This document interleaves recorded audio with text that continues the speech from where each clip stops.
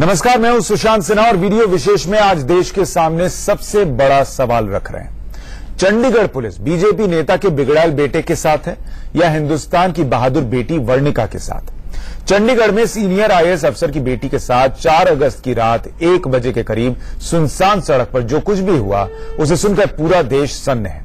उसके बाद चंडीगढ़ पुलिस का जो बयान आया वो और भी हैरान करने वाला है। वर्णिका कुंडू के साथ पूरा देश खड़ा है और चंडीगढ़ पुलिस कह रही है कि केस का मीडिया ट्रायल हो रहा है। इन सारे मुद्दों पर बात करने के लिए वर्णिका कुंडू हमारे साथ लाइव जुड़ रही हैं। सबसे पहले पुलिस का एक एक बयान आपको सुनाएंगे और उसका जवाब वर्णिका से लेंगे। वर्णिका, आपका बहुत स्वागत है इंडिया न्यूज पर।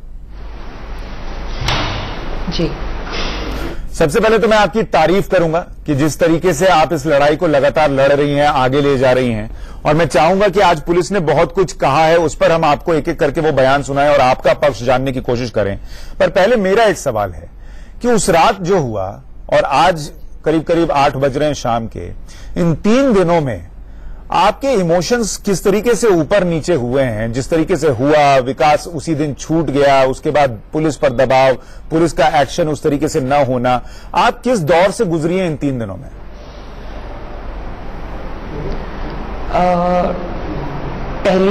पहली रात तो इसी में सारी निकल गई थी। उसके बाद से वो लड़के जब छूटे या नहीं छूटे या उनके चार्जेस लगाए गए फिर वो हटा दिए गए, ये सब मेरे लिए तो बैकग्राउंड में हो रहा है क्योंकि मैंने अपना जो काम था वो कर दिया। मैंने कंप्लेंट कर दी, मैंने पुलिस को बता दिया एग्जैक्टली जो हुआ था, मैंने स्टेटमेंट दे दी। उसके बाद मेरे साथ जितना पुलिस का बर्ताव था वो सारा बहुत अच्छा था। पुलिस ने मेरी सिर्फ हेल्प की है, जो वो मेरी हेल्प कर सकते थे उन्होंने मेरी की। विमेन सेल ने मुझे अपना सपोर्ट एक्सटेंड किया। तो मैं पुलिस को नहीं बता सकती कि वो क्या करें या कौन से चार्जेस लगाएं या कौन सा सेक्शन लगाएं। तो मेरा फोकस सिर्फ अपना काम करने पे, अपनी बात लोगों तक पहुंचाने पे है। ठीक है, और ये अच्छी बात है कि आप इस बात को आगे ले जा रही हैं, लगातार मीडिया से भी बात कर रही हैं, क्योंकि देश भर में बहुत सारी ऐसी लड़कियां होंगी जिनके साथ शायद ऐसा हो या हुआ हो और उनको पता ही नहीं कि उनको क्या करना चाहिए। तो आप एक अवेयरनेस भी फैला रही हैं, ये बहुत अच्छी बात है। लेकिन मैं पहले सुनवाना चाहता हूं कि आज चंडीगढ़ के एसएसपी ने एक प्रेस कॉन्फ्रेंस करके कुछ बातें कही हैं और हम जानना चाहते हैं कि उस पर आपका जवाब और आपकी राय क्या है। पहले सुनवाते हैं कि जो ईश सहगल एसएसपी हैं चंडीगढ़ के, उन्होंने आज प्रेस कॉन्फ्रेंस करके इसे मीडिया ट्रायल बताया। जरा सुनिए उसे। इसको एक मीडिया ट्रायल ना बनाए, इसको आप चलने दीजिए नॉर्मल कोर्स में। जो भी इसकी इन्वेस्टिगेशन में अपडेट होगा हम आपको रोज की रोज देते रहेंगे। मैं रोज 4 बजे यहाँ प्रेस कॉन्फ्रेंस कर दिया करूंगा। ठीक है, तो पुलिस कह रही है कि मीडिया ट्रायल मत बनाइए। वर्णिका, क्या आपको लग रहा है कि मीडिया ट्रायल हो रहा है इस मामले का? मेरे को जितना सपोर्ट मीडिया और पूरी कंट्री से मिला है, आई थिंक उस सपोर्ट के सहारे ही मैं यहां तक पहुंच सकी हूं। शायद अगर ये सपोर्ट ना होता तो मैं ये ना कर पाती। तो मुझे नहीं लगता मीडिया ने कुछ गलत किया। मीडिया ने सिर्फ इस बात को हाईलाइट किया है कि अगर मेरे साथ जो एक प्रिविलेज सिटी में एक प्रिविलेज लाइफ लीड करती है, अगर मेरे साथ ऐसा हो सकता है तो किसी के भी साथ हो सकता है। बिल्कुल। और क्या आपको कभी ऐसा लगा कि मीडिया अगर ये पूछ रही है कि एक लड़की के साथ अगर उसको लगता है कि अपहरण की कोशिश हुई और पुलिस ने ये धारा क्यों नहीं लगाई या आपने सीसीटीवी फुटेज की जांच अब तक क्यों नहीं की, तो क्या ये मीडिया का दबाव बनाना या सवाल पूछना पुलिस से, क्या ये किसी तरीके से केस में इंटरफेयर करना लगता है आपको? मुझे तो नहीं लगता। और क्या आपको लगता है कि अगर मीडिया इस मामले में इतनी एक्टिवली से न जुड़ी होती तो भी पुलिस अब तक वही काम कर रही होती या कोशिश कर रही होती तह तक जाने की? ये मैं नहीं कह सकती कि पुलिस क्या कर रही होती, क्योंकि जैसे मैंने कहा अभी तक मुझे कोई सिस्टम का या पुलिस का फेलियर नहीं दिखा है। अभी तो ट्रायल शुरू हुआ है, चीजें बदल रही हैं, कभी कुछ बदल जाता है, कभी कुछ और बदल जाता है। लेकिन जब तक मुझे कोई असली फेलियर नहीं दिखेगा, मैं अपनी उम्मीद कायम रखूंगी कि मेरे को जस्टिस मिलेगा, क्योंकि जो सिस्टम है वो मेरे को जस्टिस देगा। ठीक है, आप जिस फेलियर को अभी कह रही हैं कि आपको कोई फेलियर नहीं दिख रहा, उस सवाल पर मैं आऊं उससे पहले एसएसपी ने जो कहा है उसको सुनवाता हूं, फिर मैं अगला सवाल आपके सामने रखूंगा। एसएसपी ईश सहगल ने किडनैपिंग की धारा क्यों नहीं जोड़ी गई, इस पर जो कहा आज प्रेस कॉन्फ्रेंस में, पहले वो सुनिए। हम जो केस है उसको हर एंगल से with an open mind investigate कर रहे हैं। अगर कोई सेक्शन ऐसा आएगा जो कि हमें ऐड करना पड़ेगा तो हम जरूर करेंगे, पर हम किसी के दबाव में आके या ऐसा कुछ तो नहीं कर रहे। पुलिस कह रही है कि अगर मामला सामने आएगा तो हम धारा दर्ज कर लेंगे। वर्णिका, ये बताइए, मैं आयोग की रिपोर्ट भी पढ़ रहा था और उसमें ये लिखा है कि आपने भी कहा कि आपके अपहरण की कोशिश हुई थी। क्या ये बात सही है और क्या पुलिस को अपहरण की धारा जोड़नी चाहिए थी या नहीं? ये बात बिल्कुल सही है कि मैंने उसमें ये लिखा है। अब बात फिर वही आती है कि पुलिस को जो करना चाहिए वो मैं उन्हें नहीं बताना चाहती, क्योंकि मेरे बताए बिना उन्होंने जितनी मेरी हेल्प की है उसी की वजह से मैं आज शायद यहां बैठी हूं। तो इसीलिए मैं कह रही हूं कि अभी तो वर्णिका, इसमें दो चीजें हैं। वर्णिका, आपकी हेल्प पुलिस ने तब की जब आपने पुलिस को कॉल किया और पुलिस को शायद पता नहीं था कि विकास कौन है। पुलिस आई, उसने मदद की, लेकिन शायद जैसे जैसे उनको पता चलता गया कि पुलिस को पता ये भी नहीं था कि मैं कौन हूं। ठीक है, तो एक लड़की के लिए जो उनको मदद देनी चाहिए उन्होंने दी, लेकिन उसके बाद जब मामला आगे बढ़ना चाहिए, जैसे आज मैं बात कर रहा था एनसीडब्ल्यू की मेंबर से, पूर्व आईपीएस अधिकारी से, और सबने ये कहा कि अगर विक्टिम कह दे कि उसके अपहरण की कोशिश हुई थी तो उसी वक्त एफआईआर में अपहरण की धारा लगनी चाहिए, बाद में भले जांच में जो सामने आए। लेकिन चंडीगढ़ पुलिस ने ऐसा नहीं किया और 3 दिन हो चुके ऐसा नहीं कर रही। तो क्या यह पुलिस की तरफ से लैप्स नहीं है या पुलिस पर कोई दबाव नहीं दिखता आपको?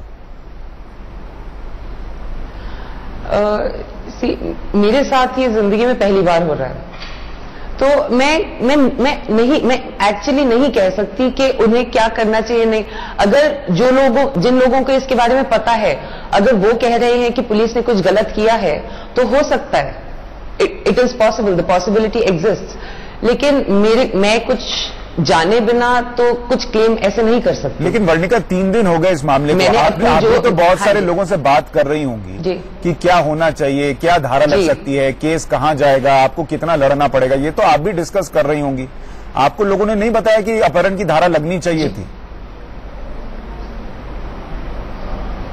लेकिन मेरे को बताने से क्या होता है, मतलब अभी तक पुलिस अपना काम कर रही है, अभी ये केस शुरू हुआ है, तो मैं ये नहीं बोलूंगी कि पुलिस को ये करना चाहिए या वो करना चाहिए। अभी तक मेरे फादर भी इसी सिस्टम में हैं, तो मैंने उन्हें भी देखा है, मतलब ये सिस्टम काम कर सकता है, हम सब ने देखा है ये सिस्टम काम कर सकता है। तो जब तक ये सिस्टम एक्चुअली पूरी तरह फेल नहीं होता, मैं उसमें इंटरफेयर नहीं करना चाहती। मुझे भरोसा है कि मेरे पास इतना सपोर्ट है, मेरे पास हर किसी का सपोर्ट है, तो मुझे भरोसा है कि अगर सारे अपना काम करेंगे तो मुझे जस्टिस मिलने से कोई रोक ही नहीं सकता।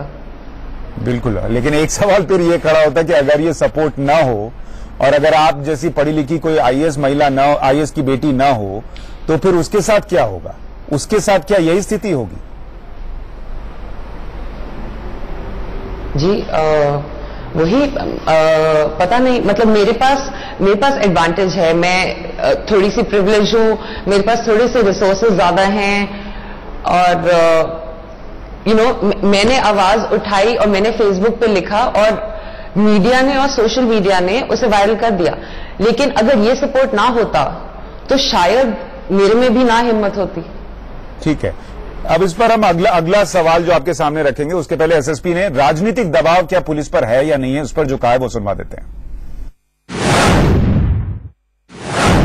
आपकी अप्रीहेंशन है, हमारे ऊपर कोई किसी तरह का दबाव नहीं है। अगर ऐसी कोई बात होती तो सेम डे एफआईआर क्यों रजिस्टर? देखिए, हम एक बड़ी प्रोफेशनल इन्वेस्टिगेटिंग एजेंसी है जो चंडीगढ़ पुलिस है, हमारे पे हम बिल्कुल फेयर काम कर रहे हैं, हमारे पे किसी तरह का कोई प्रेशर नहीं है।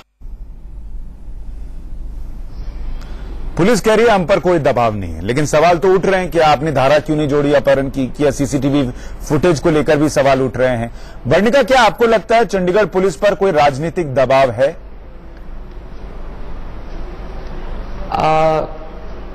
अब मैं कह नहीं सकती कि है या नहीं है। नहीं है या नहीं है तो हम भी डायरेक्टली नहीं कह सकते। आपको फील क्या हो रहा है इतने दिनों में जो हो रहा है उसको देखकर? मुझे लगता है कि जैसा हमारी कंट्री में प्रेसिडेंट सेट हुआ है पता नहीं कितने सालों से, और जैसे हमारी कंट्री का सिस्टम कभी नहीं काम करता है, तो पॉसिबिलिटी डेफिनेटली है, क्योंकि जो लड़के हैं वो अपने आप को बचाने की तो पूरी कोशिश करेंगे किसी भी तरीके से, तो पॉसिबिलिटी डेफिनेटली है कि प्रेशर हो सकता है। नहीं, क्योंकि देखिए धारा अपहरण की नहीं लगी, लेकिन मैं ये नहीं कह सकती कि फुटेज जो है वो नहीं मिलना, सीसीटीवी फुटेज नहीं मिल रहा, ये सब इत्तेफाकन हो सकता है क्या? जी, सीसीटीवी फुटेज का तो अभी कंक्लूसिव जवाब कुछ अभी तक तो मिला नहीं है, तो लेकिन हाँ इसका हमें भी शक था कि ऐसा हो सकता है कि फुटेज मिसिंग चली जाए, क्योंकि अगर वो एविडेंस मिल जाती है तो फिर तो केस खत्म है, फिर तो ऑब्वियस है, क्योंकि वीडियो पे आ जाएगा सब कुछ जो उन लड़कों ने किया। तो जो आपको लग रहा था वही हुआ है, फिर भी आपको पुलिस में गलती नहीं दिख रही, वर्णिका पर तो कोई दबाव नहीं है? नहीं, मेरे पर कुछ किसी तरह का दबाव नहीं है। पक्का? आपको तो नहीं लग रहा कि मामला बड़े रसूखदार लोगों का है, कल को कोई दिक्कत ना हो जाए? अगर मुझे ऐसा लगता तो मैं 3 दिन से नेशनल टीवी पे क्यों इंटरव्यूज देती। ठीक है, हम अगला बयान भी सुनवाना चाहेंगे। 164 के बयान के बाद अगवा करने की कोशिश की धारा जोड़ी गई, और पहले भी जो बयान आए हैं उसको भी सुनिए जरा। 354D और 185 मोटर व्हीकल एक्ट के अंदर हमने इनिशियल एफआईआर रजिस्टर किया था। उसके बाद हमने जो कंप्लेनेंट थी उसके 164 सीआरपीसी के मजिस्ट्रेट के सामने बयान करवाए। 164 के स्टेटमेंट के बाद हम section 341 IPC, 365 IPC, 511 IPC add कर रहे हैं, रॉन्गफुल कन्फाइनमेंट और अटेम्प्ट टू किडनैप। ठीक है, वर्णिका एक बात इस पर जरा ये समझाइए कि पहले ये कहा जा रहा है कि आपने जो बयान दिया उसके आधार पर 341 जोड़ा गया धारा, लेकिन उसको बाद में हटा दिया गया। क्या ये किस तरफ इशारा करता है और ये क्यों हुआ? आपने पुलिस से पूछा क्या? जो मैंने एफआईआर लिखी है उसमें बहुत क्लियरली स्टेटेड है कि it is clear to me that their intention was to abduct me, तो उसमें तो कुछ शक है ही नहीं कि मुझे क्या लगता है उनकी इंटेंशन थी। और जहां तक मैजिस्ट्रेट वाली स्टेटमेंट की बात है, मैं वहां गई, मैंने पहले तो ये कभी किया नहीं है, मेरे से पूछा गया कि क्या हुआ था, मैंने बता दिया क्या हुआ था, मैंने A to Z जैसे जैसे जो इवेंट्स हुए वो ट्रूथफुली बता दिए, और दैट वाज माय स्टेटमेंट। उसके बाद अब फिर वही बात, पुलिस उस कंक्लूजन पे कैसे पहुंची उसका मैं जवाब नहीं दे सकती। आपने पुलिस से पूछा क्या कि सर ये कैसे हुआ? अभी तक कुछ इन्वेस्टिगेशन की उन्हें और डिटेल्स चाहिए थी, उसके सिवाय मेरी उनसे पर्सनली कोई बात नहीं हुई है अभी तक। ठीक है, हम दर्शकों को दिखाना चाहेंगे कि अभी हमने आपको डीएसपी का बयान सुनवाया था, और इस बयान में जब हम आपको सुनवा रहे हैं अगवा करने की कोशिश की धारा का जिक्र नहीं है, और कैसे वो बयान से पलटे, जरा इसको देखिए। हमने रात को ही एफआईआर करके सेक्शन 354D और 185 मोटर व्हीकल एक्ट में एफआईआर कर दिया था। गाड़ी पुलिस ने अपने कब्जे में ले ली थी, मेडिकल कराया गया था, मेडिकल में अल्कोहल की प्रेजेंस थी। कंप्लेनेंट की हमने 164 की स्टेटमेंट कराई, जिसकी अभी हमें कॉपी मिली है। उस स्टेटमेंट के अनुसार हमने इसमें सेक्शन 341 आईपीसी रॉन्गफुल रिस्ट्रेंट का ऐड किया है। बाकी इसमें जो भी और आगे कार्रवाई बनती होगी उसके लिए लीगल ओपिनियन लिया जाएगा, अगर इस स्टेटमेंट के बेस के ऊपर कुछ और सेक्शन भी अट्रैक्ट हो सकते होंगे। फिलहाल हम 341 आईपीसी इसमें ऐड कर रहे हैं। सर, अभी कुछ नहीं पहले आपने बताया था कि 365 और 511 भी ऐड की गई है, ये 500 यूनिट में क्या वजह बनी कि ये दो धारा? मेरे पास ओरिजिनल कॉपी नहीं आई थी, जो 164 की स्टेटमेंट है, उस स्टेटमेंट में कहीं भी डायरेक्ट जिक्र नहीं कर रखा कि मुझे किडनैप करने की कोशिश की गई है। वर्णिका, 164 के तहत जो आपका बयान दर्ज हुआ था उसमें क्या आपने इस बात का जिक्र नहीं किया था कि आपके अपहरण की कोशिश की गई थी? मैंने एग्जैक्टली जो जैसे हुआ वो बताया। उन्होंने सारे रास्ते मेरी गाड़ी रोकने की कोशिश की, वो बारी बारी वो 2 बारी उतर के मेरी गाड़ी के पास आने की कोशिश की, 1 बारी तो पहुंच गया। वो बार बार मेरी गाड़ी को रोकने की कोशिश करके अपना दरवाजा आधा खोल के बैठा था कि जैसे ही गाड़ी रुके वो कूद जाए, दरवाजा खोलने की कोशिश की। तो ये सब सुन के किसी को भी लॉजिकल कंक्लूजन तो यही दिखता है कि अटेम्प्ट टू किडनैप था, और मैंने अपनी एफआईआर में तो लिखा था। अब मैजिस्ट्रेट के सामने मैंने जो स्टेटमेंट में फैक्ट्स रखे, उनसे जो कंक्लूजन ड्रॉ होता है, मुझे तो यही दिखता है कि वो मुझे किडनैप करने की कोशिश कर रहे थे। नहीं, जैसे मैं अगर सही गलत नहीं हूं तो आपने अपने फेसबुक पोस्ट में भी लिखा था कि was almost kidnapped last night. तो क्या आपने इसी तरीके से बड़े स्पष्ट शब्दों में मजिस्ट्रेट के सामने भी कहा था कि मुझे लगता है मेरा अपहरण होने वाला था? मैंने उन्हें सिर्फ सीक्वेंस ऑफ इवेंट्स बताया था कि यहां से ये शुरू हुआ, यहां उन्होंने ये किया और यहां उन्होंने ये किया, और फिर पुलिस आ गई, पुलिस ने उन्हें पकड़ लिया और मैंने जाके कंप्लेंट लिखा दी। ये मैंने उन्हें बोला था। फेसबुक पे मैंने जो लैंग्वेज यूज की है वो मेरे फ्रेंड्स के लिए और मेरे सर्कल के लिए थी। तो फेसबुक पे तो मेरे को जो फील हो रहा था मैंने वही लिखा, और एफआईआर में भी मेरे को जो फील हो रहा था मैंने वही लिखा। मैं एक्सप्लिसिटली तो ये नहीं बोल सकती कि उन लड़कों ने मुझे बोला कि हमारी इंटेंशन है तुम्हें किडनैप करने की, क्योंकि ऐसा तो नहीं हुआ, वो क्यों बोलेंगे। लेकिन अब लॉजिकल कंक्लूजन, ये सारे इवेंट्स देख के, उनके इशारे देख के, उनका बिहेवियर देख के लॉजिकल कंक्लूजन तो यही निकलती है कि और वो चाहते क्या थे? वो चाहते ही ये थे कि वो मुझे अबडक्ट करें, या वो मेरी गाड़ी में बैठे या मेरे को खींच के अपनी गाड़ी में ले जाएं। तो जो आपको दिल से महसूस हुआ वो आपने फेसबुक पे लिखा, अपने एफआईआर में लिखा, लेकिन मजिस्ट्रेट के सामने नहीं बोला, ऐसा क्यों? कोई खास वजह? क्योंकि उन्होंने मेरे से सिर्फ ये पूछा, मैं गई, उन्होंने मेरे से पूछा कि क्या हुआ, मैंने उन्हें बताया क्या हुआ, और उसके बाद बस मेरे से और कुछ नहीं पूछा गया। मैंने पहले कभी नहीं किया, मुझे नहीं पता मैजिस्ट्रेट के सामने जाके मैंने कितना बोलना है, मैंने अपनी फीलिंग्स बतानी है या नहीं, मैंने क्या बोलना है। मुझे ये पता है कि जो मेरे साथ हुआ मैंने वो बताना है, और मेरे से किसी ने कोई सवाल नहीं पूछा कि आपको कैसा लगा, या यहाँ पे कैसा हुआ, या इस टाइम क्या फीलिंग थी, या आपको क्या लगता है क्या इंटेंशन थी, मेरे से नहीं पूछा गया। तो जब तक मेरे से कोई नहीं पूछेगा, मैं नई सिचुएशन में अपनी तरफ से कैसे मैं कोई इंफॉर्मेशन दूं? और मेरी तरफ से तो फॉर्मल प्रोसीजर है, फॉर्मल प्रोसीजर में मैं फैक्ट्स बता रही हूं। फैक्ट्स में कहीं मेरी जो ओपिनियन है, मुझे नहीं लगता कि मेरी ओपिनियन उन फैक्ट्स के साथ होती है। उन्होंने मेरे से फैक्ट्स मांगे, मैंने फैक्ट्स बता दिए। अगर वो मेरे से पूछते कि आपको क्या लगा, तो मैं बताती उन्हें कि मुझे ऐसा लगा। तो इस वक्त भी आप इस बात को लेकर, ठीक है आपने उस स्टेटमेंट में नहीं कहा मजिस्ट्रेट के सामने, लेकिन आज भी आप इस बात को लेकर बहुत श्योर हैं कि आपकी किडनैपिंग की कोशिश हो रही थी उस दिन, आपको वो आपका अपहरण करना चाहते थे? जी जी। और आप ये चाहेंगी कि पुलिस जो है वो अपहरण की धारा लगाए? बात फिर वही है कि धारा पे मैं बोल नहीं सकती, मैं नहीं बोलूंगी अभी, क्योंकि अभी तक मुझे कोई कंक्लूसिव फेलियर नहीं दिखा। अभी चल रही है प्रोसीडिंग्स, अभी कार्रवाई चल रही है, अभी वो लड़के बेल पे चाहे निकल भी गए हैं, केस खत्म नहीं हुआ है, केस बंद नहीं हुआ है। तो जब तक मुझे ऐसा नहीं लगता कि बिल्कुल उम्मीद खत्म हो गई है, तब तक मैं कैसे किसी और के काम में इंटरफेयर करूं?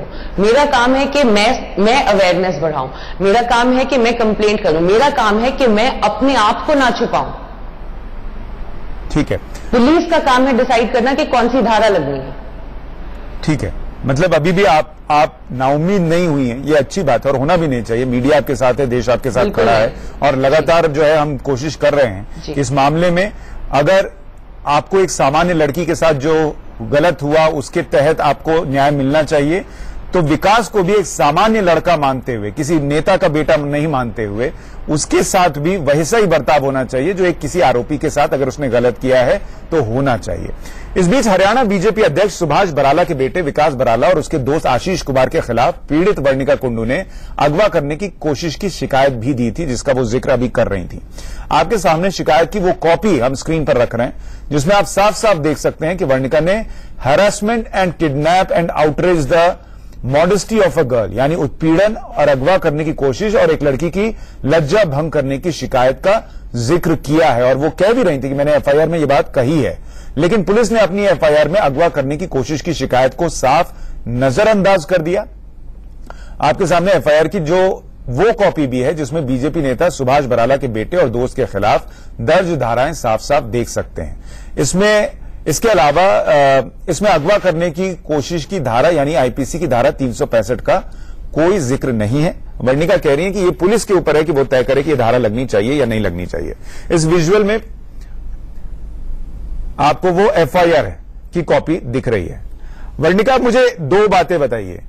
आप इस लड़ाई को लड़ रही हैं और इसकी तारीफ मैंने शुरू में ही की थी, लेकिन आप विकास और उसके दोस्त के लिए क्या होता देखना चाहती हैं? क्या सजा उनको मिले आप चाहती हैं? और क्या जो एक ये बात उठ रही है कि विकास के पिता को भी इस्तीफा देना चाहिए, क्या आप भी ये मांग करती हैं या चाहती हैं?